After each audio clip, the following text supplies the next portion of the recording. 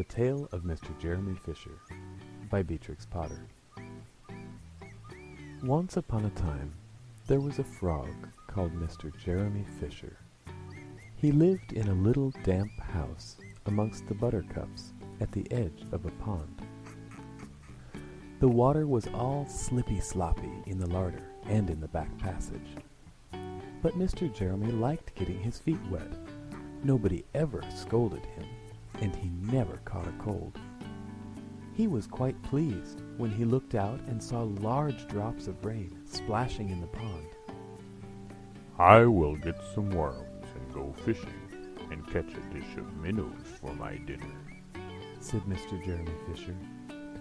"If I catch more than 5 fish, I will invite my friends Mr. Alderman Ptolemy Tortoise and Sir Isaac Newton. The alderman, however, eats salad." Mr. Jeremy put on a mackintosh and a pair of shiny galoshes. He took his rod and basket and set off with enormous hops to the place where he kept his boat. The boat was round and green, and very like the other lily leaves. It was tied to a water plant in the middle of the pond. Mr. Jeremy took a reed pole and pushed the boat out into open water. "I know a good place for minnows," said Mr. Jeremy Fisher. Mr. Jeremy stuck his pole into the mud and fastened the boat to it.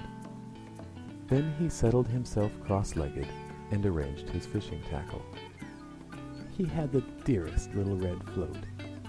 His rod was a tough stalk of grass. His line was a fine long white horsehair, and he tied a little wriggling worm at the end. The rain trickled down his back, and for nearly an hour he stared at the float. "This is getting tiresome. I think I should like some lunch," said Mr. Jeremy Fisher. He punted back again amongst the water plants and took some lunch out of his basket. "I will eat a butterfly sandwich and wait till the shower is over," said Mr. Jeremy Fisher.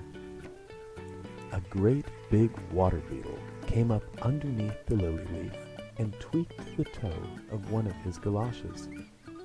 Mr. Jeremy crossed his legs up shorter, out of reach, and went on eating his sandwich.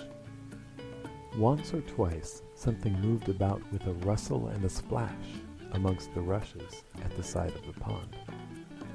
"I trust that is not a rat," said Mr. Jeremy Fisher. "I think I had better get away from here."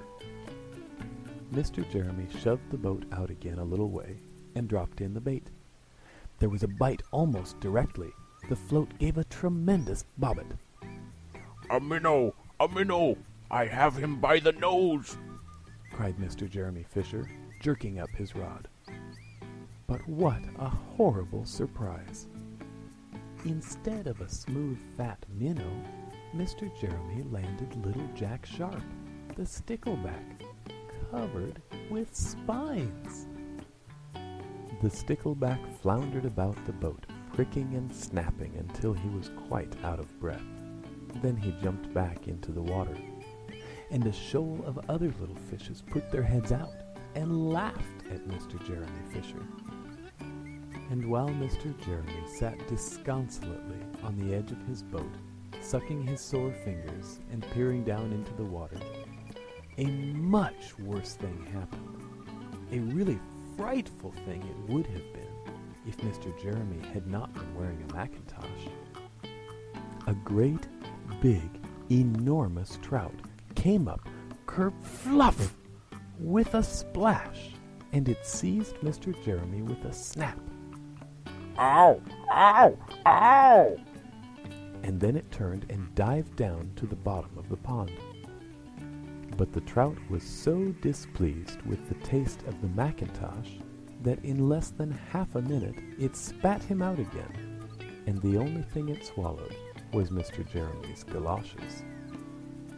Mr. Jeremy bounced up to the surface of the water like a cork and the bubbles out of a soda water bottle, and he swam with all his might to the edge of the pond. He scrambled out on the first bank he came to, and he hopped home across the meadow with his mackintosh all in tatters. "What a mercy that was not a pike," said Mr. Jeremy Fisher. "I have lost my rod and basket, but it does not much matter, for I'm sure I should never have dared to go fishing again." He put some sticking plaster on his fingers, and his friends both came to dinner. He could not offer them fish, but he had something else in his larder. Sir Isaac Newton wore his black and gold waistcoat, and Mr. Alderman Ptolemy Tortoise brought a salad with him, in a string bag. And instead of a nice dish of minnows, they had a roasted grasshopper with ladybird sauce, which frogs consider a beautiful treat, but I think it must have been nasty.